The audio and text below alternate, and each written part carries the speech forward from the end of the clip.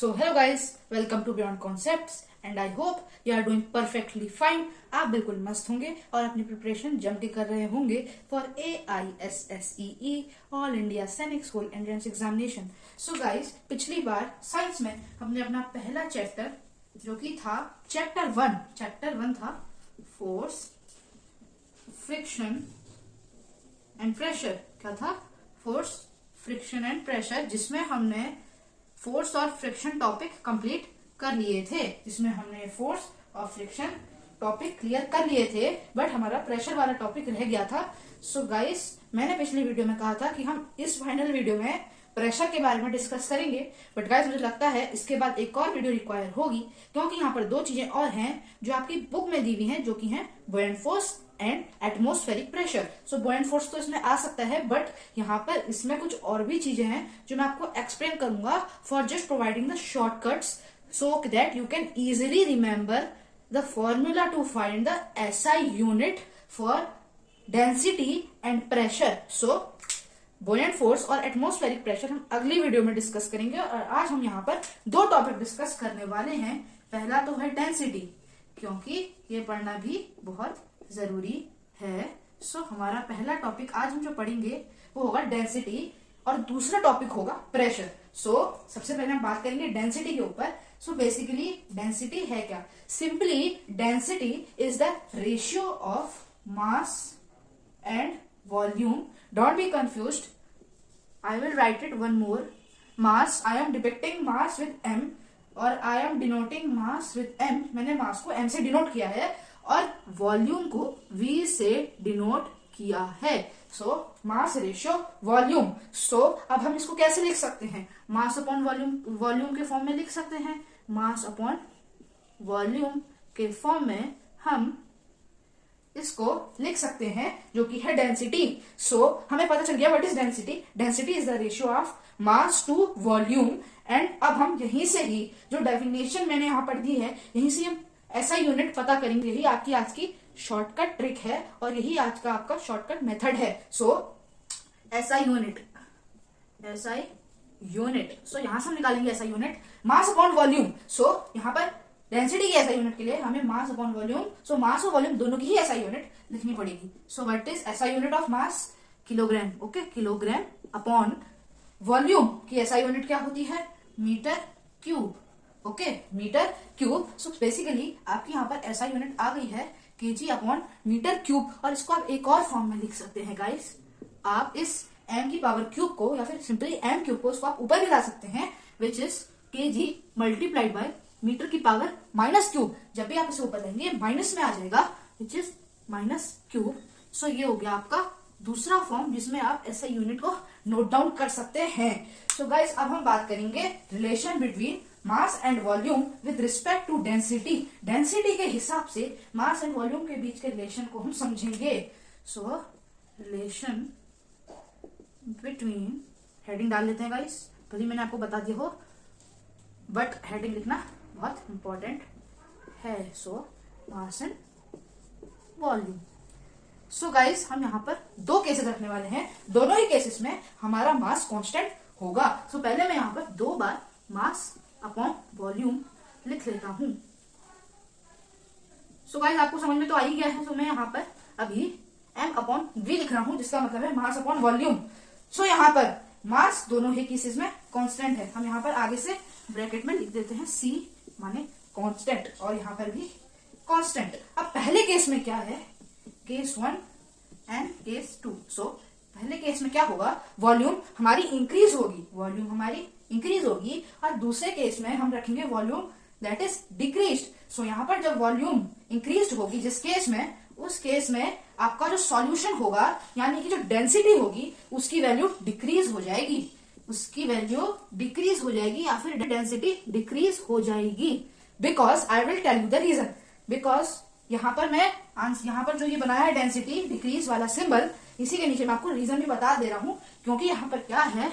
Numerator is smaller than denominator और denominator is greater than numerator. So इसी की वजह से यहाँ पर सॉल्यूशन में जो वैल्यू है वो डिक्रीज हो जाएगी. अब यहाँ पर दूसरे वाले केस में क्या होगा ये तो आपको पता चल ही जाएगा, क्योंकि पहले केस में अगर डेंसिटी डिक्रीज हुई थी, सो दूसरे केस में क्या होगी, डेंसिटी इंक्रीज होगी, क्योंकि यहाँ पर डिनोमिनेटर यानी कि जो वॉल्यूम है वो डिक्रीज है और पहले वाले केस में वॉल्यूम इंक्रीज थी, तो दूसरे केस में वॉल्यूम जहां पर डिक्रीज है और मास वही है, कांस्टेंट है, सो यहाँ पर आपकी डेंसिटी इंक्रीज हो जाएगी, यहाँ पर आपकी डेंसिटी इंक्रीज हो जाएगी। और इसका रीजन ये है क्योंकि यहाँ पर numerator is greater than denominator. So guys हम फाइनली डिस्कस करेंगे the topic pressure. So pressure क्या है, force acting perpendicularly, force acting perpendicularly over the unit area of surface, over the unit area of surface।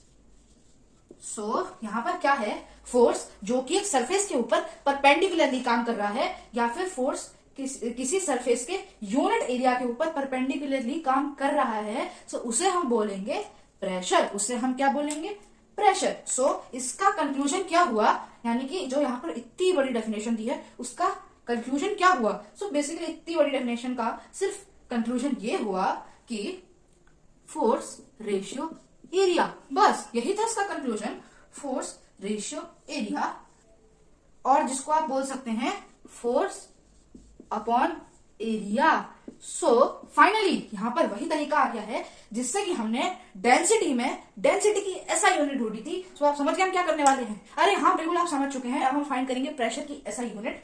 So first let me clean it, then we will find the SI unit of pressure. So आपको definition का रट्टा नहीं मारना है, बस आप conclusion याद कर लीजिए किसी भी चीज का, वही आपका बेसिक सा कंसेप्ट होता है और उसी से आप सब कुछ याद कर सकते हैं, क्योंकि ये सिर्फ मल्टीपल चॉइस पेपर होने वाला है AISSE का। सो AISSE का जो पेपर है वो MCQ बेस्ड होने वाला है। सो डेफिनेशन वगैरह आपसे पूछेंगे नहीं, सो आपको बस इंपॉर्टेंट कॉन्सेप्ट याद करने हैं और उनके बेस पे न्यूमेरिकल जरूर आएंगे,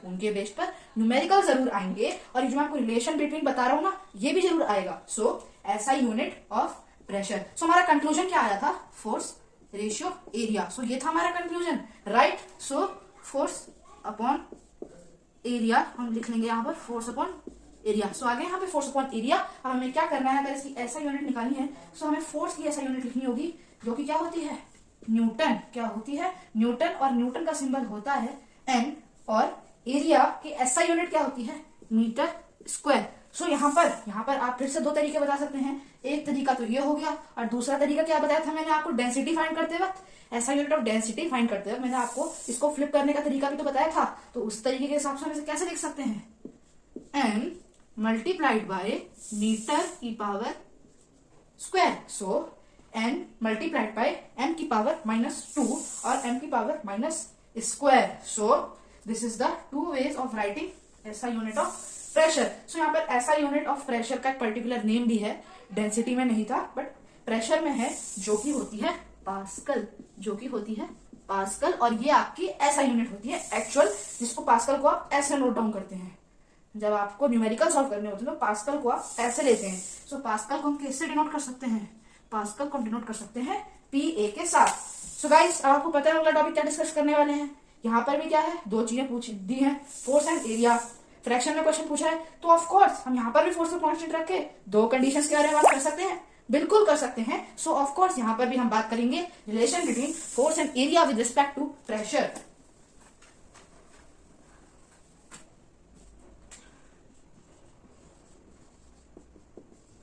सो ये हमारा फाइनल टॉपिक होगा इस वीडियो का, बट नॉट इस चैप्टर का, क्योंकि अगली वीडियो में हम बात करेंगे बुयंसी या फिर बुयंट फोर्स और एटमॉस्फेरिक प्रेशर के ऊपर।